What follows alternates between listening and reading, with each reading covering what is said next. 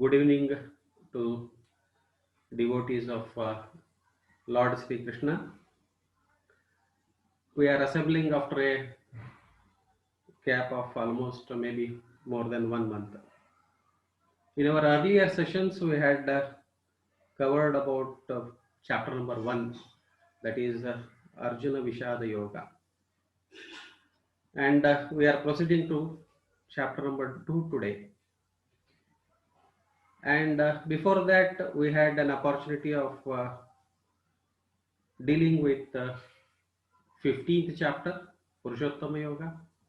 We have also dealt with chapter number 12, that is Bhakti Yoga, and chapter number 16, Daivasura Sampat Vibhaga Yoga, and chapter 1, Arjuna Vishada Yoga. So today we are continuing in continuation with that. We are going for second chapter, that is Sankhya Yoga. So let me connect it to the earlier chapter where we had left. So as usual, before beginning with prayer to Goddess Saraswati, भवति यदनुभावात् एडमूकोऽपि वाग्मी जडमतिरपि जन्तुः जायते प्राज्ञमौलिः सकलवचनचेतो देवता भारती सा मम वचसि निदत्तां सन्निधिं मानसे च देवं नारायणं नत्वा सर्वदोषविवर्जितं परिपूर्णं गुरुंश्चान् गीतार्थं वक्ष्यामि लेशतः. With humble salutations to Goddess Saraswati and humble salutations at the lotus feet of Lord Sri Krishna, I will begin today's discourse. In our last session, I will read out the last verse of Bhagavad Gita of chapter 1, wherein Arjuna had dropped all his arrows and weapons, and then he sat with great agony. He declared that I will not take on the fight with Kauravas as they are my kith and kin. He said, एवमुक्तार्जुन संख्ये रथोपस्थो उपाविशत विसृज्य सहस्रं चापं शोकसंविघ्नमानसः. With deep agony, he sat down in the middle of the chariot. This situation of sitting in the middle of the chariot with great agony was conveyed to King Dhritarashtra by his aide Sanjaya, because he is giving a commentary. He had a divine blessing of sage Vedavyasa for televiewing, and he was telling the commentary or narrating the happenings of the Kurukshetra.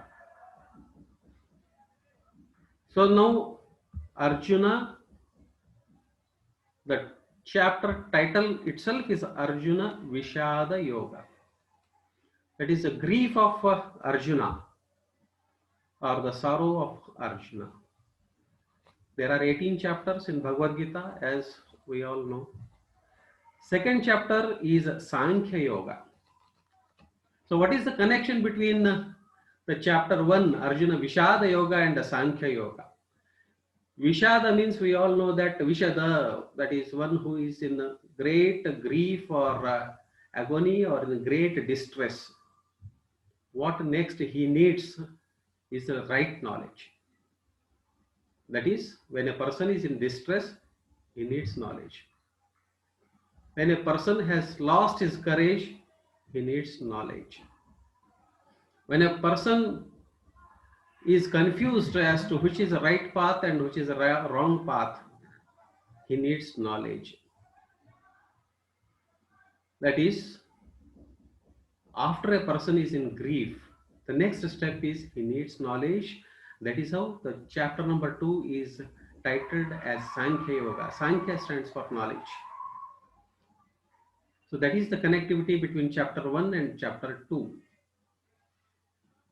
Because every word of Bhagavad Gita, every sentence of Bhagavad Gita, every letter of Bhagavad Gita, not word, letter, every letter because in so many places here also it begins with one letter only, that is Tam. Chapter number 2 begins with a simple letter Tam, Tam Tatha. So this Tam also has a great meaning, that is everywhere. Drishtva tu Pandavanikam, tu is a single letter. This also has its own deep meaning. So every letter, every word, every sentence is most divine as far as Bhagavad Gita is concerned. Now, why should we study this Sankhya Yoga, or what are the rewards of this Sankhya Yoga? If we recite Sankhya Yoga, what is that we are going to get? Because this may not be only criteria to recite Bhagavad Gita, because this helps in attaining the coveted eternal bliss or eternal heavens. There are two heavens. One is a temporary heaven and one is an eternal heaven, which we call as Swarga and the Moksha. Swarga is a temporary heaven from where we are bound to return back after all our virtues get exhausted, and eternal heavens is the moksha from where there is no return, or there is a point of no return. So the importance of Sankhya Yoga goes, there was a person who was meditating upon a rock in some small place, isolated place in woods, a small forest. And in a nearby village, another gentleman was staying. As the problems of human beings are perennial and common to each and every person in their own ways, even this person who was residing in the village also had great problems, and he wanted mental peace or eternal peace. Then one day a sage visited his place, and this person was a honest person, and he utilized this opportunity and surrendered to that sage and requested, kindly guide me in having mental peace. And with this, the sage felt so happy.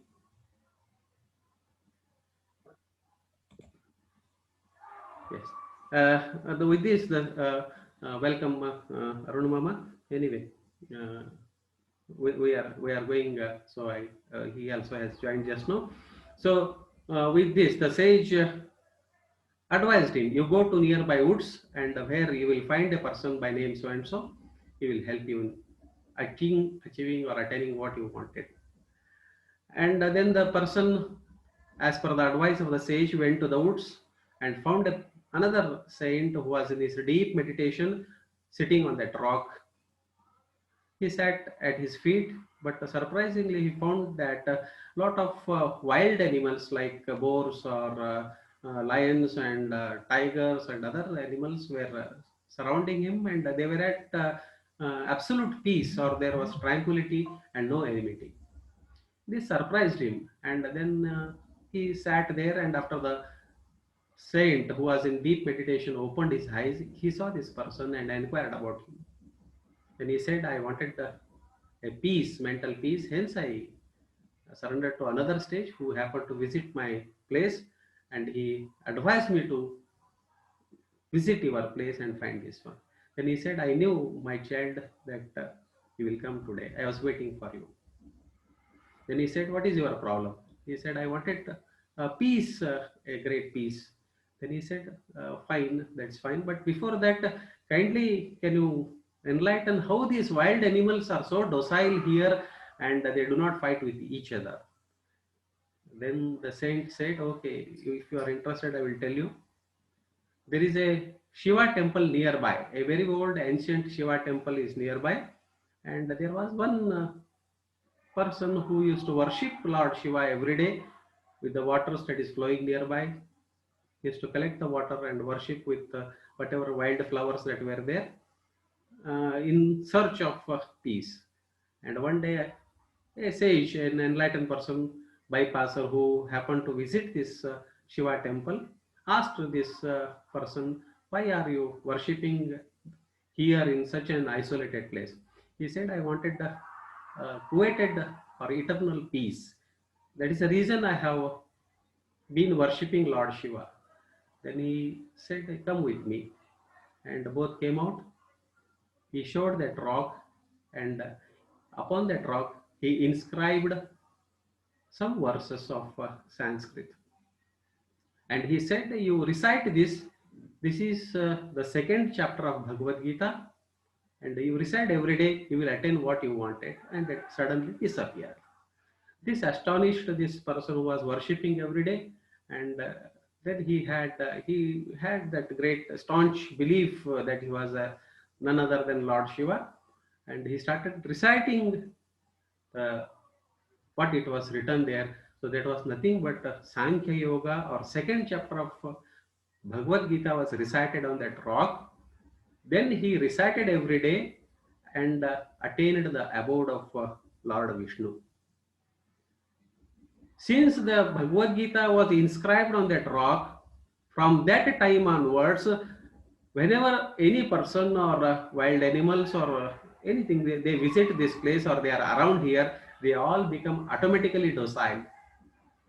That means the vibrations of Bhagavad Gita second chapter are so powerful enough to tranquilize everybody and give the coveted goal or coveted moksha or the eternal peace.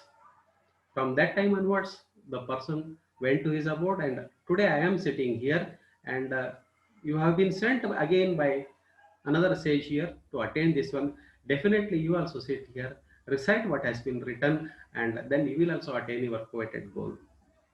And the person attained the coveted goal or the eternal peace or a state of no rebirths. So that is the importance of this Sankhya Yoga. As we have seen, even a half a sloka, slokam va, ardham va, padam va. That is, whether a person recites half of the sloka or 1/4 of the sloka, he will attain the coveted goal. Even from Gita, if somebody recites only the Gi word, he will attain the virtues to attain the heavens itself. Still, he has not written that Ta, only Gi he has written. So that is the power of this Bhagavad Gita, and today we are dealing with that Sankhya Yoga.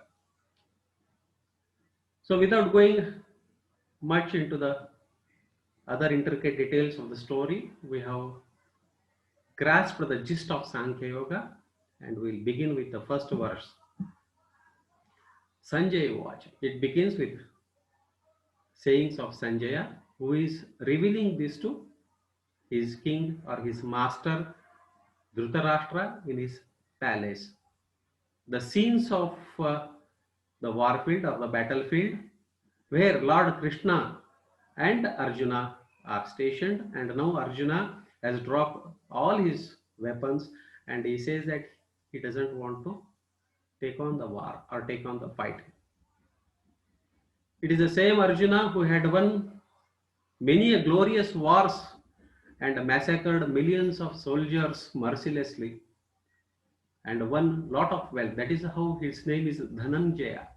Dhanam Jayati iti Dhananjaya. That is, he earned lot of wealth. So that is how his name became Dhananjaya. Same Arjuna, for the sake of wealth, who fought so many wars, today doesn't want to take on the warfare only for the reason that they happens to be his kith and kin. So it begins with the words Tam tatha krupaya vishtam ashropurna kulekshanam vishidantam idam vakyam vacha madhusudana. Tam tatha. These are the first words. Tam. So what is the meaning of this tam? It looks only ordinary word, ordinary letter, tam. Tam means after completing, after sitting like this, what has happened? That is, Sanjay is telling, After Arjuna sat like this, by seeing the Arjuna who had almost reached a point of nervous breakdown, and then he is unable to take on the fight. So Dhritarashtra was inside feeling so happy that no, there will be no fight between these brothers, and again his children will rule. So that is the significance of tam. Tam tatha. Krupayavishtam Ashrupurna Kulekshanam. That is, his eyes are filled with tears, and he is filled with tears. His limbs are shivering, his hands are shivering, his mouth is getting parched up, and he has started sweating. And these are not my words, they are written in the first sloka of Bhagavad Gita itself, first chapter, which we have already dealt. This is what he had developed, and with that, in that great intensive mood or pensive mood, Vishidantam means who is Vishada means who is under great grief or distress. Vakyam, he is speaking to whom? Madhusudana. Who is this Madhusudana? Madhu was the name of a demon. Sudana means to destroy or to kill. So Madhusudana is one who had destroyed the demon by name Madhu. That is how he got the name Madhusudana. That is nothing but Lord Sri Krishna. So we address God with such various beautiful names as Madhusudana. Plenty of such names will come, we'll see them as and when we come across. So now tam tathaya kurvaya vishtam ashrupurna kulekshanam vishidantam idam vakyam vacha Madhusudana. Now here comes the first statement of Lord Sri Krishna, Sri Bhagavan Vacha. If you have a Bhagavad Gita book in front of you, please you may open and keep it so that you can follow word by word or letter by letter also. Sri Bhagavan Vacha. Lord Krishna saw all this situation, and now he said, Kutastva Kashmalavidam Vishame Samupastitam Anaryam Jushtam Aswargyam Akirtikaram Arjuna. He says, oh Arjuna, from where did you get this illogical thinking at this point of time? If Arjuna would have told that before war, before entering into war field, if he would have told, as Lord Krishna also had advised, even if you get 5 villages, you live happily, don't go for the fight with your cousins. But still Arjuna was so anxious to take on the fight, and it was he who said, oh Lord Krishna, take my chariot exactly in the middle of the battlefield. Let me see who and all have come to take on fight with me. Let me see those enemies. These were the words of Arjuna. That means he had developed so much of anxiety and overconfidence, what we say, overconfidence, and he was dictating to Lord Sri Krishna, take on, drive my chariot there. Let me see who are these people who have dared to take on the fight with me and we Pandavas, or let me see who are these enemies who want to please the crooked king or wicked king Dhritarashtra. So the same Arjuna now is telling that I will not take on the fight with these Kauravas because they are my cousins.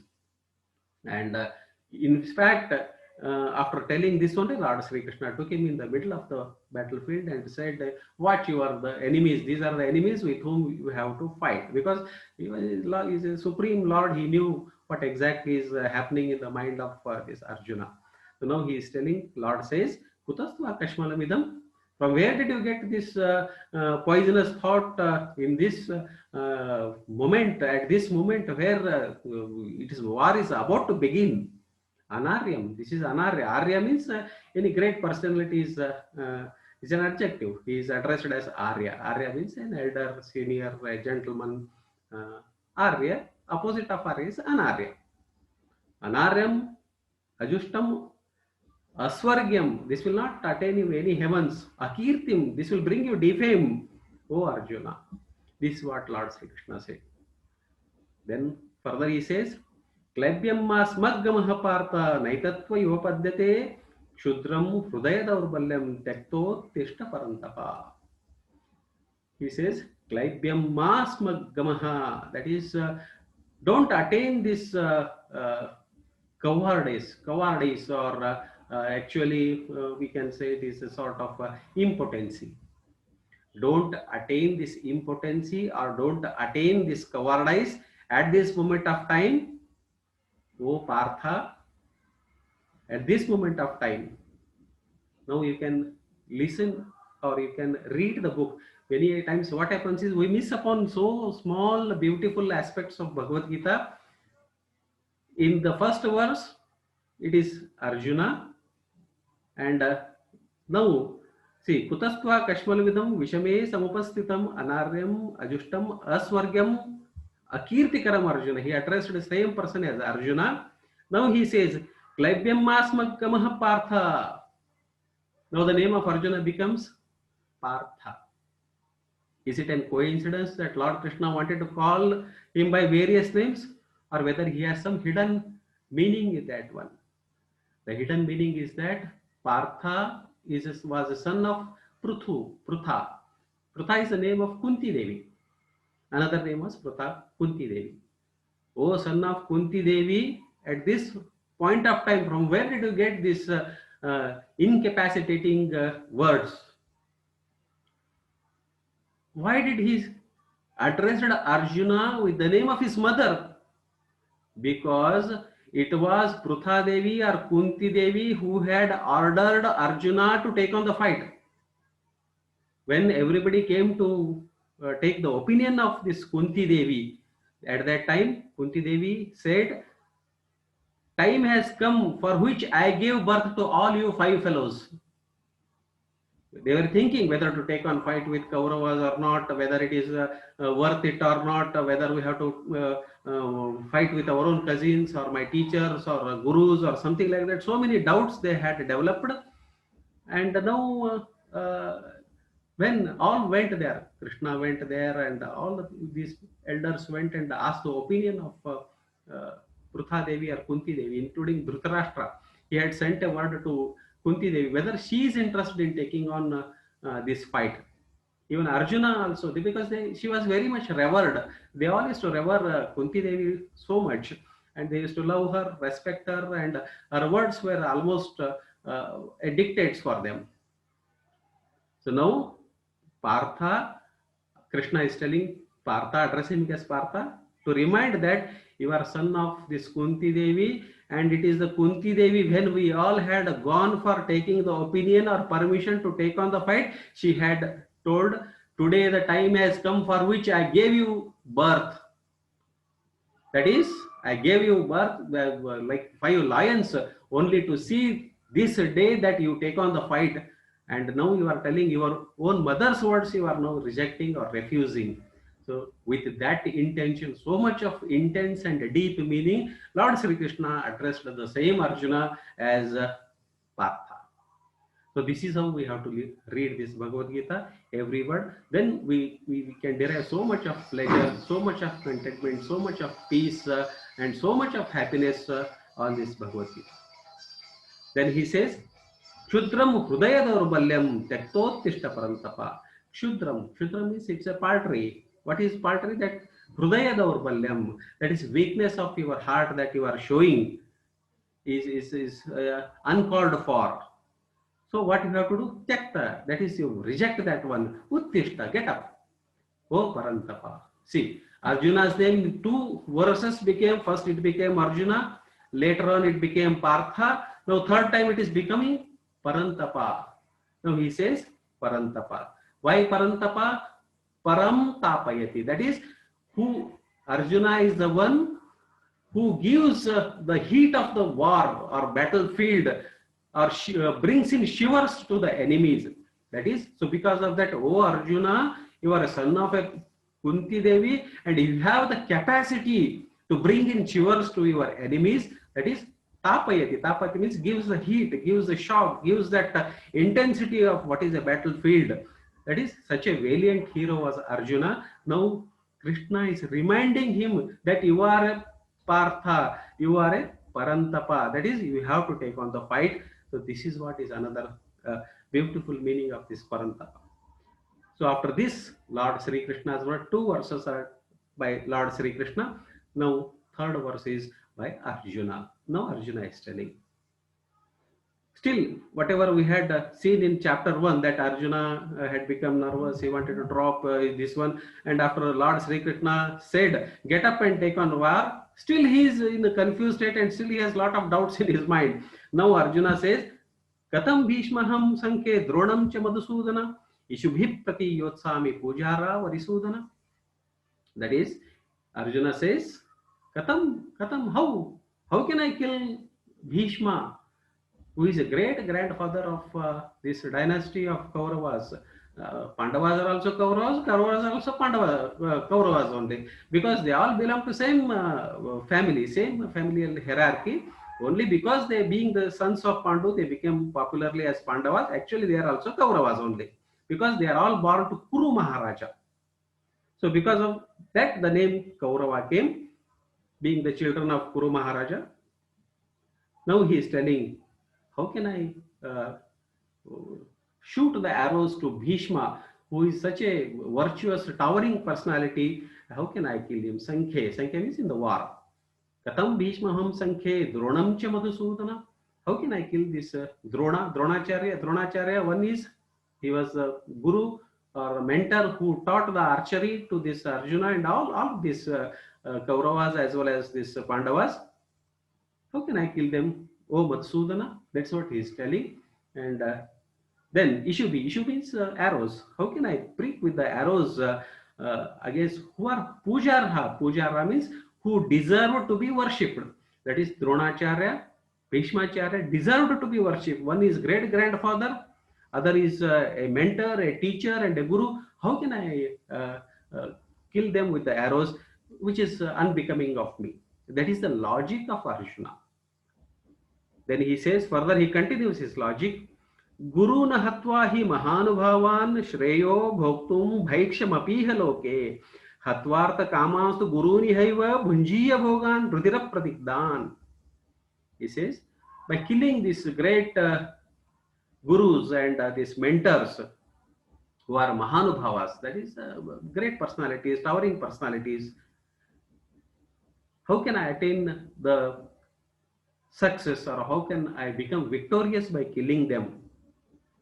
And the war or battlefield that, or the kingdom or the throne that gets smeared with the blood, that is smeared with the blood of the enemies. Who are the enemies? His own kith and kin and his teachers and mentors and fathers and grandfathers and maternal uncles and paternal uncles and cousins and grandchildren also had come in that battlefield of this Arjuna, because Duryodhana's son was also there, and so many other such relatives were there. His uncles were there, maternal uncles also had joined in the battlefield.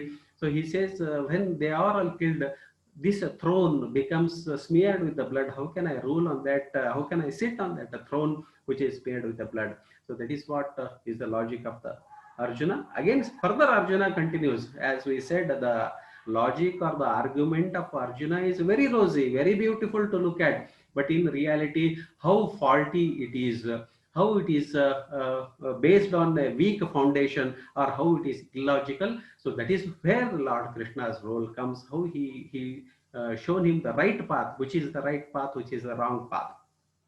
Now I have got a message that probably another 6 to 7 minutes are left for me. After that, again, after this, again I will reconnect. Again, after automatically it gets disconnected after 35 minutes, because Zoom app gives 35 minutes of time, probably 35 to 40 minutes. And again, I will reconnect, and second discourse also immediately I will start for another 35 minutes. Then he says, Arjuna continues, न चेतद विद्मः कतरन्नो गरियो यद्वा जयेम यदि वा no जयेयुः यानेव हत्वा न जिजीविषामः स्थिताः प्रमुखे धार्तराष्ट्राः. Arjuna says, how do I find a solace, or how do I find a victory or success by killing my own kith and kin? And Dhartarashtra, that is, who are related to Dhritarashtra, Dhartarashtras. How can I kill those who are all related to Dhritarashtra, who happens to be my uncle? I cannot just do that one. And each enemy is related to Dhritarashtra, so I don't want to kill. Then further he continues to say, is all argument like a court. Now you can imagine it's something like a court. One party is arguing in favor, other party is doing the counter argument. Lord Krishna is on the other side, and Arjuna is pleading that his logic or his whatever argument is very much based on a strong foundation, or his is very or posing himself as an intellectual. He is not intellectual, he is a pseudo intellectual at this point of time. Arjuna is a great personality. He is an incarnation of Lord Indra. No ordinary man can get a direct message of Bhagavad Gita from a supreme Lord like Sri Krishna. If he has beside him, that means Arjuna is a pious soul, is a virtuous soul. Arjuna is only playing a role of Arjuna and representing all of us. Here we have to take, it's not that somebody, because Arjuna is like Lord Krishna is berating Arjuna, doesn't mean that we also should berate Arjuna, or we also should consider Arjuna as an ordinary fellow. Absolutely not. Arjuna is a king of all the gods. Indra is a king of all the gods. Vayu, Varuna, Agni, he's a king to all of them. He's a supreme person. He's an enlightened person. He's an enlightened God. Nadeva padavim prapta brahmadarsha vivarjitaha. That is, those who have not seen the God in actual reality will not become gods. Indra is a god. That means he has become God because he had the revelation or the real knowledge of Supreme Lord. That is how he is Indra. But at this point of time, in front of Lord Krishna, he is a small child only. He is an ignorant person only. But for all of us, he is one of the very supreme gods. So Indra is a very supreme god. We should keep that in mind. But his logic, why he is posing this logic, whether he was a dull-witted person, absolutely no. He is posing this logic, that is, he is representing each individual. That is, this is applicable to every human being, irrespective of their caste, creed, or geographical location. This is applicable to each and everybody, every human being.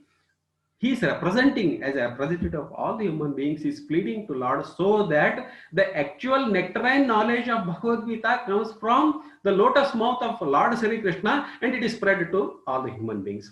So with that intention, we should assume that Arjuna is asking. It's not that Arjuna was dull-witted or he was confused. Absolutely, it's nothing like that one. He was absolutely an intellectual. He is a god, a reincarnation of Lord Indra only. So this is where people get confused. This is where people cannot make out what is right and what is wrong. So we should understand in this context only that Arjuna is a reincarnation of Lord Indra, who is one of the very supreme gods, who commands so many gods under him. But compared to Lord Sri Krishna, he is a small deity.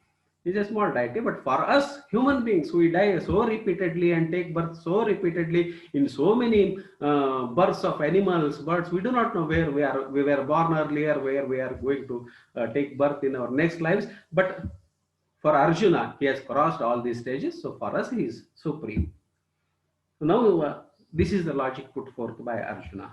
Further, he says, Karpanya dosho pahata swabhavaha pruchhami tvam dharma sammudha chetaha yachayasa nishchitam bruhitam me shishyasteham shadimam tvam prapannam.